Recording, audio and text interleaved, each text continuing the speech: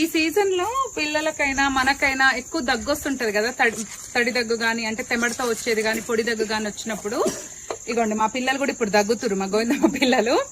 ఇప్పుడు వీటికి ప్రతిసారి సిరప్స్ టాబ్లెట్స్ కాకుండా నేను మంచి హోమ్ రెమెడీ చెప్తా. ఇది మా నానమ్మ చిట్కా అన్నమాట. ఇమీడియట్ గా గొంతు రిలీఫ్ అవుతుంది. ఈవెన్ గొంతు నొప్పి ఉన్న వాళ్ళకి కూడా బాగుంటది. గొంతు రిలీఫ్ అయి కాఫ్ అయితే ఇమీడియట్ గా తగ్గిపోతుంది. దానికోసం ఇట్లా మంచి ఒక 2 తమలపాకులు తీసుకోండి. దీంట్లో ఏం చేయండి అంటే మిరియాలు, పిల్లలు కూడా తింటారు ఏం కాదు. మిరియాలు 2 పిల్లలైతే 2 పెట్టండి, పెద్దవాళ్ళకైతే ఒక 3 తీసుకోండి. ఇట్లా ఒక 3 మిరియాలు తీసుకొని ఇటీరా దీంట్లో ఒక చిన్న పించ్ అంటే పించుని సాల్ట్ యాడ్ చేయండి. ఒకటే పించు, ఎక్కువ అవసరం లేదు. సాల్ట్ యాడ్ చేసి ఇందులో కొద్దిగా హనీ డ్రాప్ చేయండి. ఒక 3-4 చుక్కలు, లేకపోతే ఎక్కువ కావాలన్నా కూడా ఏం కాదు, నో ప్రాబ్లం. ఇదిగోండి ఇలా కొద్దిగా హనీ యాడ్ చేసుకోవాలి. దీన్ని యాడ్ చేసేసి ఇట్లా మంచిగా పాన్ లాగా కట్టేసి దీన్ని దవడకు పెట్టుకొని నవిలి ఆ రసం మింగి తాగండి. డైలీ 2-3 టైమ్స్ అయినా తినొచ్చు, ఏం కాదు.